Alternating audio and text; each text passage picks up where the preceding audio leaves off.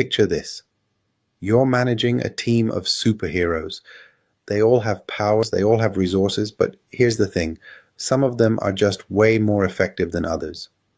One hero uses one punch to stop a disaster, another uses 10 punches to do the same thing. DEA is like the tech guy in the superhero HQ who says, hey, let's figure out who's being efficient and who's wasting their energy. So what exactly is DEA? It's a tool that measures efficiency. Simple as that.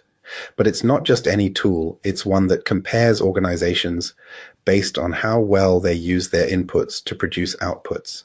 Here's an example to make it crystal clear. Imagine two hospitals.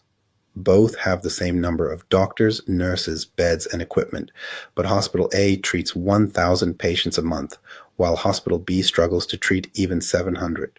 What's the difference? One is using its resources better. That's what we call efficiency, and DEA is the tool that reveals it. Now, you might think this only applies to big corporations or government institutions. Nope. DEA can be used in any field: education, healthcare, manufacturing, public services, you name it. If there are inputs and outputs, DEA is there to figure out who's nailing it and who's wasting potential. Let's take it a step further. Think about your favorite coffee shop. You might love the vibe, the baristas, or that perfectly brewed cappuccino, but have you ever wondered how much effort goes into running that shop? How many baristas? How much milk? How many machines? And are all those resources being used in the best way possible? Probably not. This is why DEA is such a game changer. It doesn't just tell you which coffee shop is popular.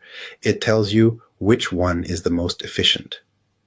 Maybe the shop you love spends twice as much on employees and equipment as the one down the street that serves just as many customers. DEA is the tool that makes those comparisons transparent. But let's not stop there. What about schools? Some schools produce amazing results, high graduation rates, stellar test scores, but do it with half the funding of others.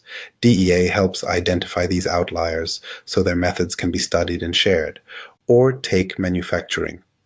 Some factories churn out 1,000 products a day with minimal resources, while others burn through materials, energy, and manpower just to produce half of that. Again, DEA steps in and says, let's take a closer look at what's going on here. Now, here's the part where it gets interesting. DEA isn't just about identifying inefficiencies, it's about providing actionable insights.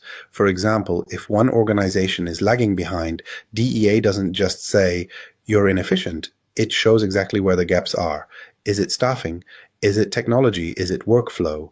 This is the kind of clarity that organizations crave. But let me throw it back to you for a second. Think about your own life. Your daily routine. Where are your inputs and outputs not matching up? Maybe you're spending hours studying but not retaining information, or you're working out but not seeing the results you want. DEA might be a tool for businesses, but the concept of measuring efficiency applies everywhere. Here's a fun thought experiment. If you could analyze your daily life using DEA, what would you find? Where are you spending too much time, energy, or money for too little return? Drop a comment with your ideas. I'd love to see how you'd apply this to your own world. All right, so what's next? In this video, we're going to take you deeper into how DEA works. We'll look at the math behind it, the case studies that show its real-world impact, and the insights it can provide to organizations big and small. Stick around, because by the end of this, you won't just understand DEA. You'll see the world through its lens.